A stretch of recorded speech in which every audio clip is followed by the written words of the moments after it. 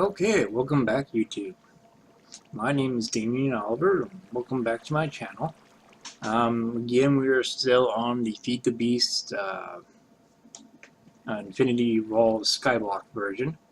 And we are playing on the Purple Mentat server, as you can kind of see down there. Other people are already sleeping to, kind of bypass the day. That might be enough, it might not, we'll see. Actually, no, it's not enough, otherwise we would already be in daytime. Anyways, I wanted to kind of start off here showing you the kind of the old and antiquated system here with the smeltery. I'm not saying that we won't use the smeltery in the future, but we did last episode work on improving things, and we built ourselves a pulverizer and a redstone furnace, which are both powered off the RF power system. So, a few things have happened since the last time we've been here. First of all, there has been an update to the Skyblock map version. That being the fact that, well, several things changed, but one of them being that the Feed the Beast trophies now correctly displays the name and date of when the trophy is earned. And these trophies are based off the achievements. You just click several times until you get to the Skyblock one.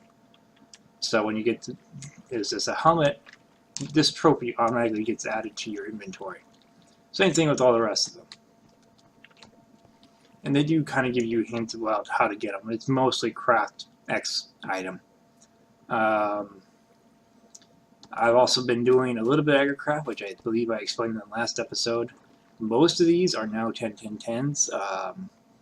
The exception, I think, is the crop or the cactus, which honestly I'm not sure if I'm going to continue growing these because they only produce the cactus green, not the actual cactus, and that cactus green is limited usefulness.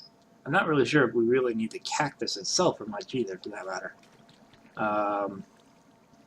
The sugarcane just got to a set 10-10-10.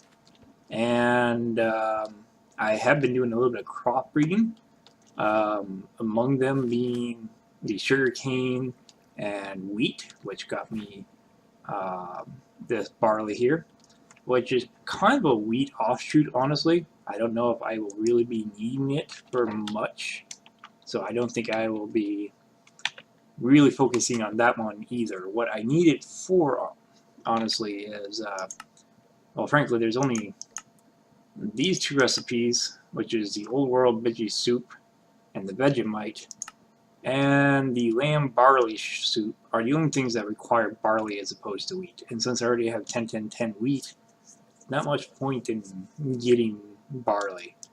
I mean, I can use it for a variety of things to make ethanol and biomass and stuff like that. It's also another method to get flour for bread and cake and stuff. But besides as a potential fuel source, it's kind of limited in usefulness. I mean, I can't even use it to ferment for dirt or anything like that. The reason I'm getting it, though, is basically I needed to get corn, which I then can use to get, or sorry, I don't need it for corn, I need it for rye, which I can then use to get rice, which I can then use to get tofu, I believe. Soybeans, which gets me tofu. And once I get tofu, I effectively have a meat substitute, so I don't have to worry about having an animal farm. Lots of breeding, lots of time being wasted, but well, I shouldn't say wasted. But the other one I did was sugarcane and pumpkins, which got me the poppies. Now, something I should point out is since the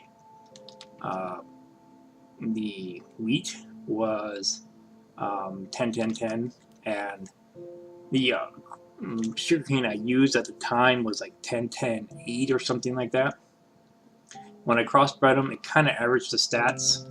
So the poppy I started with and the rye I started with was 555. Now remember, if you just go in a row, they don't increase in stats. So all of these are 555s, and so are these. But if you have two of the same type of plant on the borders of that area, like here, if I had that one and that one, or if I had one of the parents, it will cause an increase in crops. And when you crossbreed two crops that are improved, like I said, it gives you the average. So that's about the only reason why I'm working on the wheat, is because starting these off at 555 saves me about 1.5 iterations of planting things. So there's that.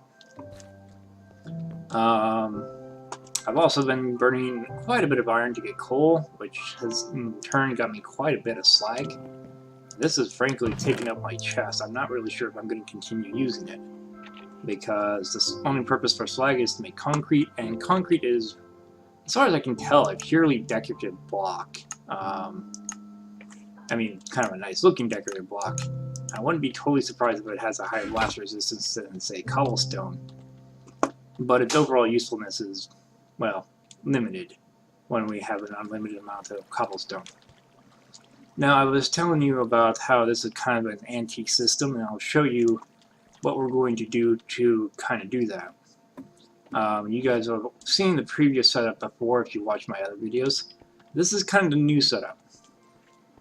I have a hardened energy cell, and we'll go over how to make those later, and on either side, it provides power to two pulverizers.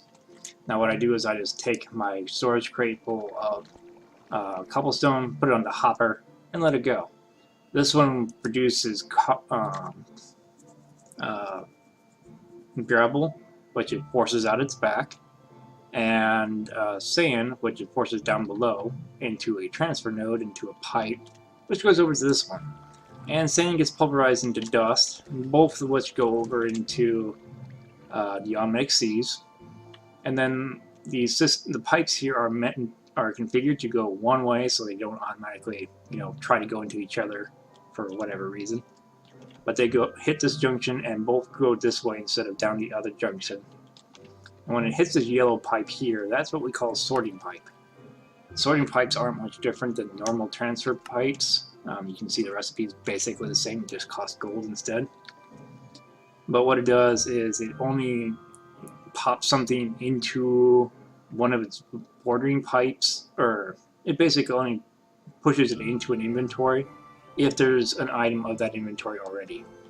And remember, it tries to go for the shortest distance by default. So if something can go into one of these three inventories, it will. Now, if I extend the pipe a little bit more, then it becomes the furthest away destination, which means it's the last possible choice. Now, one key note about the sorting pipe is it only transfers items into there if it already has that item in that inventory. If it doesn't have that inventory, it defaults to this chest. Which explains why we have some broken nickel and some powdered platinum here. Not a big deal, but, mildly annoying. We just have to basically push things back in here. And like I said, that's not a huge deal. Then the system, we basically, once the thing is finished making cobblestone, or one of these gets full, whichever happens first, I basically bring it over here. This, compacts everything, places it over here for me, and then I run it all through the automatic hammer. And the automatic hammer has a large amount of space in it, so for the most part I can, fill it up, create all the dust and ore gravels and whatever over here, fill up one of the crates, stick it on top, and it will happily fill up this inventory for quite a bit. Now, ideally, I'd like to have it route back to the compressor to be re-smashed further down, but unfortunately, I haven't been able to figure out a good way of doing that yet. I mean, yeah, I know a couple ways of doing it, but it would require a lot of transfer nodes and pipes, and it could get messy. Plus, the compressor does not have as big a storage space as the hammer does. So there's that problem. Once we start getting or gravel or sand and or dust all in here, it gets complicated fast. So there is that problem. The other problem is when we put a crate on here and it will try to compact everything down into here, at least as much as it can, obviously.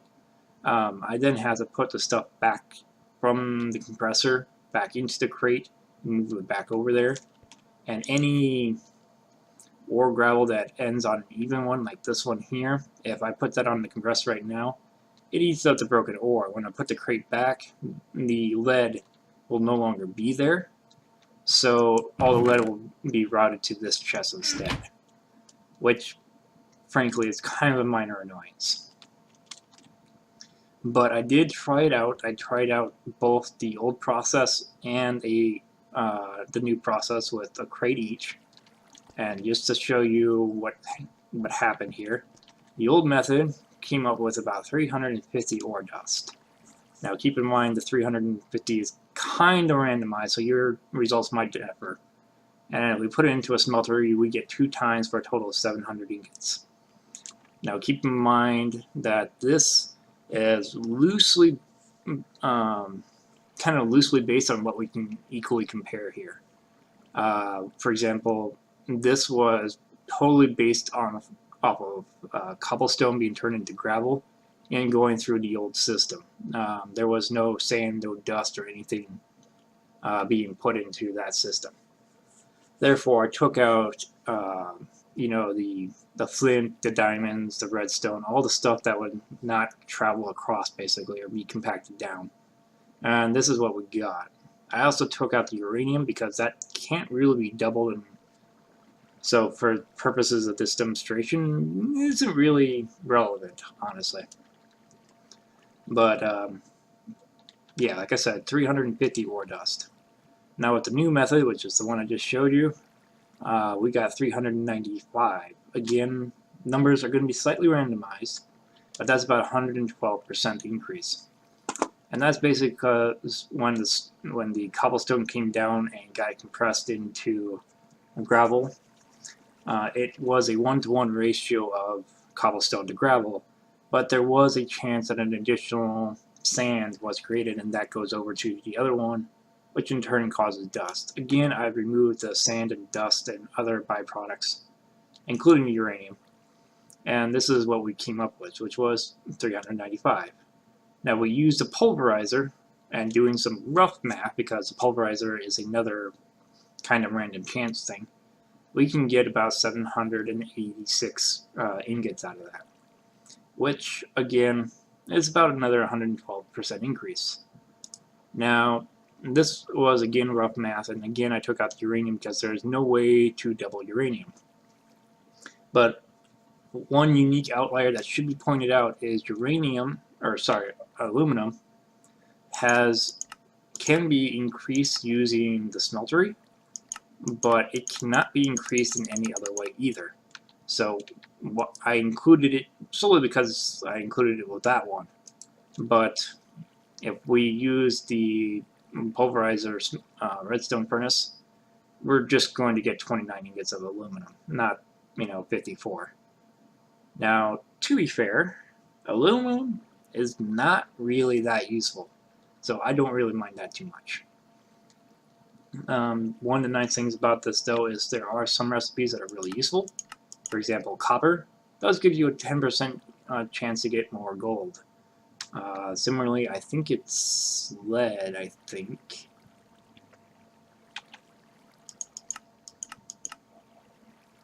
Nope, not lead, silver? No, that gives us lead.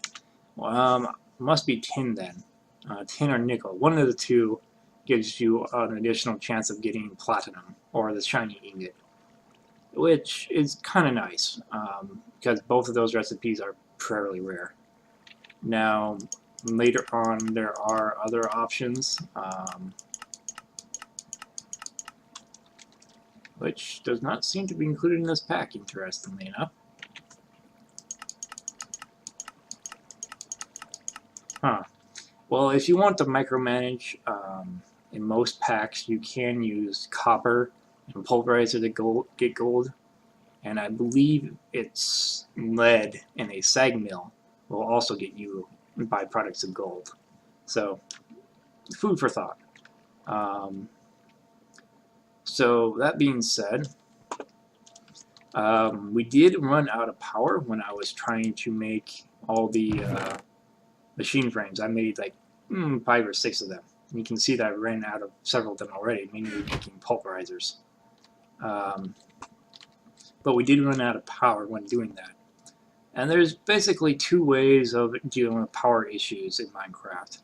One, increase the amount of power you can get. So we had 2 water mills before, now we have 4. And because of the fact that we are transmitting so much power, this power line, and this power line is fine, but this power line, the one that goes to all the other machines, would not be able to handle that much power. And similarly, none of the rest would either. So I've taken down all my power lines and my connectors because they don't really connect, and made MV wire cables and MV wire connectors. The nice thing about the new cables is they transfer, I want to say, like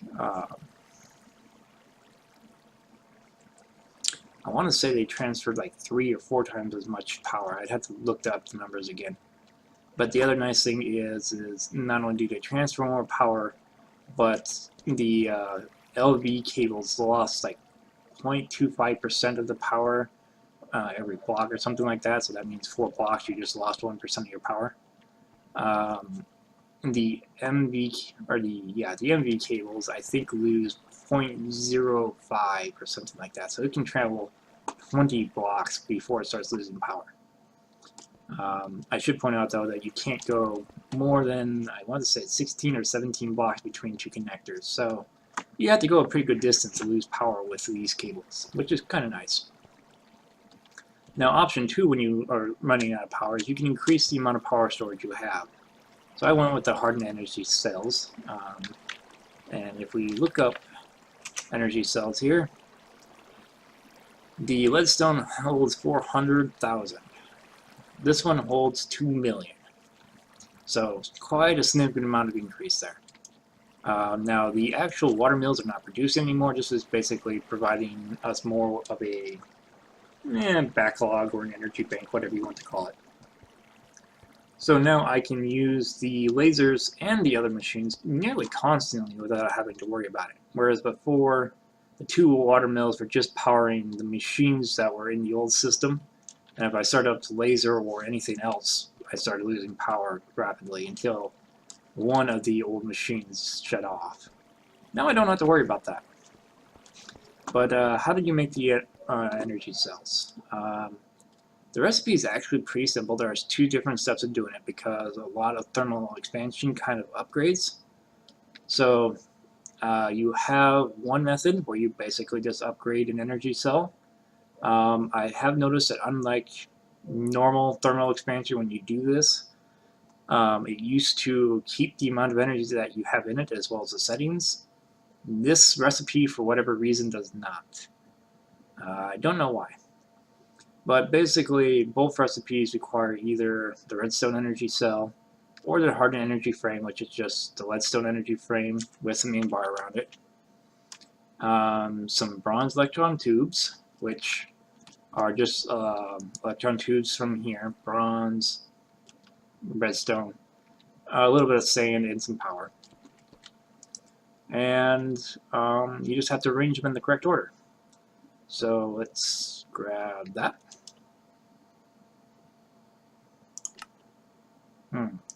Sometimes it has issues with... Oh, that's why. I haven't upgraded it yet. Hardened energy cell frame. And then I should be able to do this. There we go. Just keep in mind, this is the one that requires electrum, not the gold. And then the electric circuit we've done before. It's a simple recipe at this point. So there we go. Now why did I want to make another one?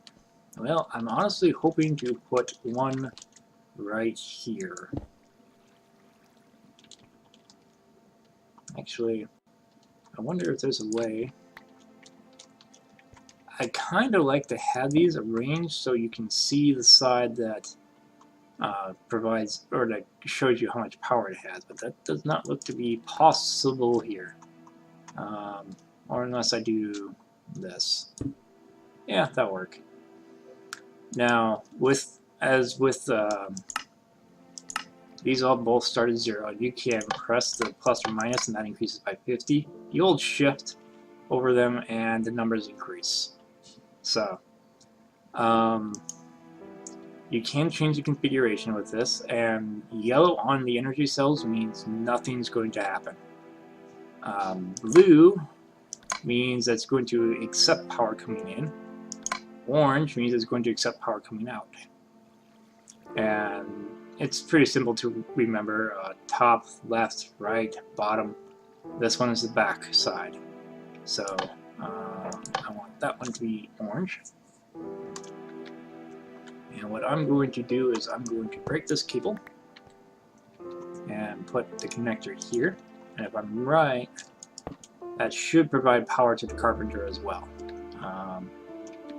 Unfortunately, because I have my ceiling so high, this does tend to be a little bit of a pain. When you right click on it, it will say linking from blah blah blah. And now I have to somehow get up there. Remember, jumping on the rock crusher is a bad idea. Oh, okay, got it. Okay, so there is a better power system out there. And that is basically thermal expansions one, which is one of my preferred methods. That's using flux ducts. Now, as I explained before, a lot of thermal expansion items can be kind of upgraded, which is good because the price of this is not exactly great. You just need lead plates, and the redstone chipsets are the annoying part. So overall, this requires like 6 redstone, some lead, and some glass to get 6 pipes. Not the end of the world. Downside is, for whatever reason in this pack, the flux ducts are the recipes that cannot be upgraded. Normally they can.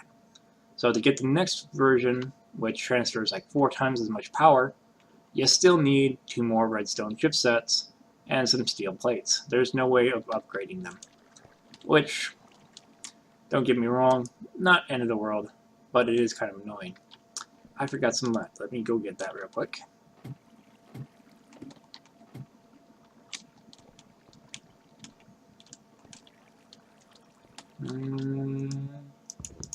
Oh, I forgot about that, but there is a setting inside the storage door controllers where you can change the behavior of left clicking or shift left clicking on them to get items.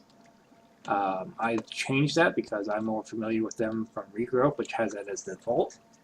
Every time you upgrade the pack, which I really can't control because on a server, I do have to change that config pack.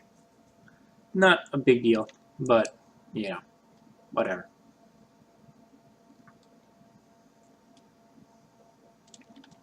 So I'm going to grab 2 of those, 2 of those.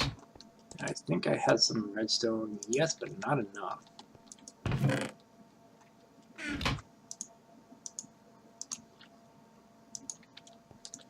Ideally, I want to make some sort of system that will leave 1 redstone dust in the system, or whatever. But haven't gotten to that point yet.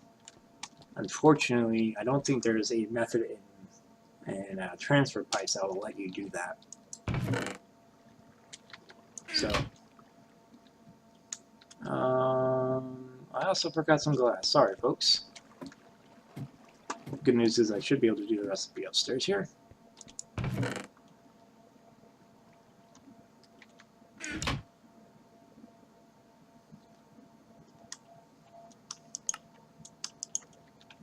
Okay, so once you have the flux ducts, the only downside is, unlike these ones, which go really far considering you only have one use of them, these ones don't go very far at all.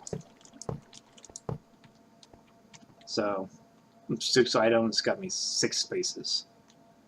6 wire coils would get me a little over 90 blocks. Actually, probably close to 200. So there is that. But putting the power in there starts charging these up, which didn't have any power before, so you can tell it is fairly quick. Actually, considering the fact that we just placed that energy cell and it has 2 million RF, this whole power system is really, really quick.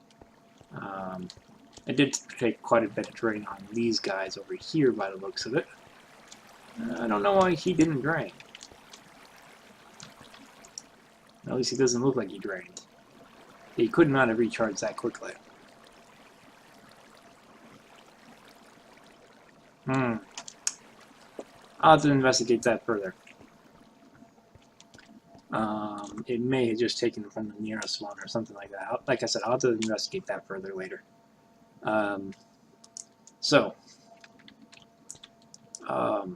What we can do now is, I don't think I need a hopper or anything for this, but let me grab one just in case. I believe I guess I am out of hoppers. That's unfortunate.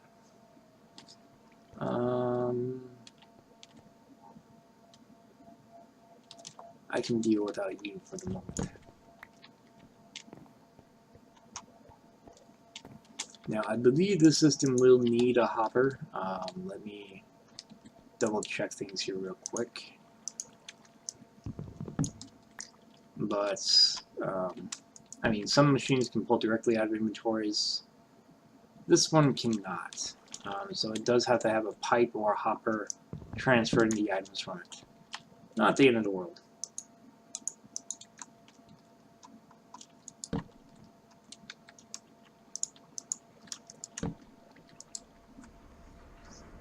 And you remember the speed of the hammer and how fast things were going in the smeltery upstairs. This is going much, much faster. So, again, let me grab the... actually, let me grab everything now. Because I'm going to need another crate here in a moment. Oops, not that. Again, the aluminum cannot be pulverized, which is not the end of the world. Okay, so it can output into an inventory. That's good. It just can't pull from an inventory. I'm not sure that's something that needs to be changed with augmentations or not. That is automated output. These are kind of ways of getting a bonus on some of your functions. Helps if I can spell. And there are quite a few. They all do say what they can work with. So these are for dynamos. Configurable sides, automated input. There we go. I would need to get that one. And problem is I only have so many slots right now. So I could take out the redstone circuit if I really wanted to.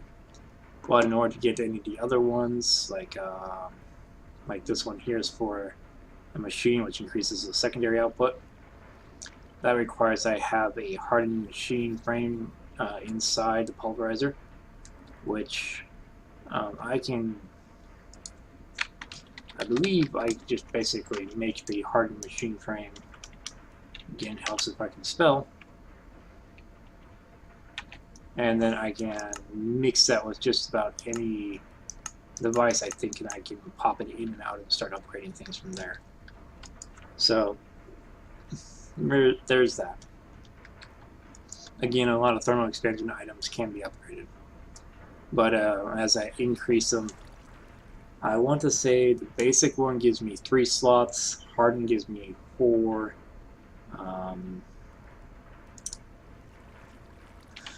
I forgot what the third tier was. Reinforced gives me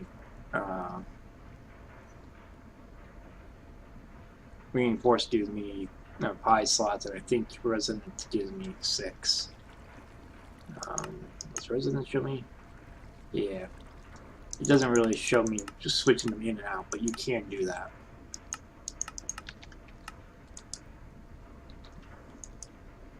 Now, something to note with the pulverizer is this one will continue creating copper and outputting copper to the redstone furnace, which is good. But with the gold there in the secondary slot, I don't think it will continue past anything else unless it also produces gold until that's cleared out. So the next item here actually happens to be gold. So it might continue working, I'm not sure.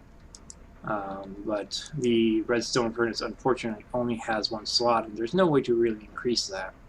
So unless I got another redstone furnace or something like that, we are a little bit slowed down by the furnace. However, it's still much faster than the smelter. Now, right now, the only reason the smelter is still there, honestly, is because I don't have anything else that can make alloys right now. There are at least 2 other machines in this pack that can do that. But right now the smeltery is the only one I have, and it likely will be so for a couple more episodes at least. Well, then again, the next one we likely get is the induction smelter, which isn't hard actually, just a lot of in-bars, so maybe not, we'll see. The induction smelter basically takes 2 items and smacks them together. It's not a complicated machine. I also want to take a look at the sawmill, which again is not a complicated machine. But right now we can break a log, and we only get 2 planks. If we use the log in the sawmill, though,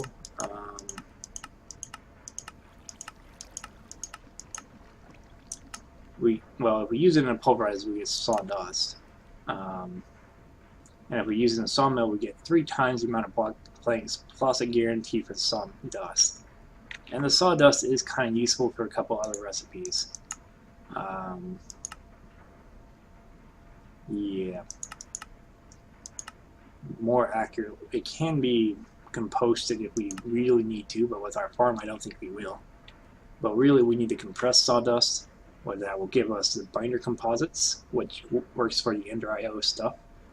And we need that to make the plastic sheet, and with the plastic sheet is where we kind of really start automating things like our tree farms and the like.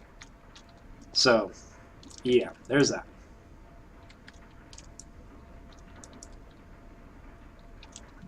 So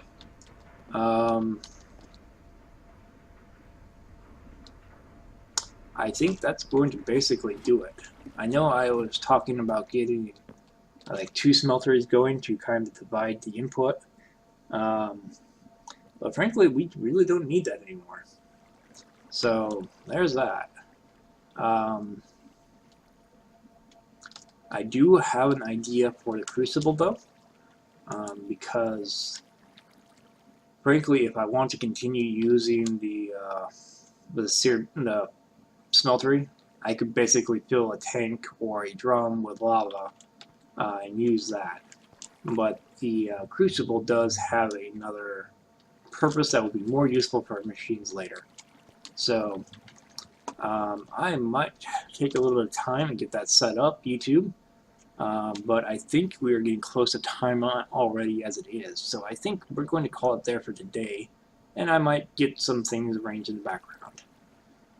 If you do have any hints or tips, feel free to leave them in the comments below. I do try to check that fairly often. Also, I do try to check my messages on Twitch and YouTube as well. So if you want to get a hold of me, there's the way to do it. I'm always open for tips and suggestions, especially if they're kind of well explained. So, again, my name's been Damien Oliver, and thank you for watching my channel. Have fun!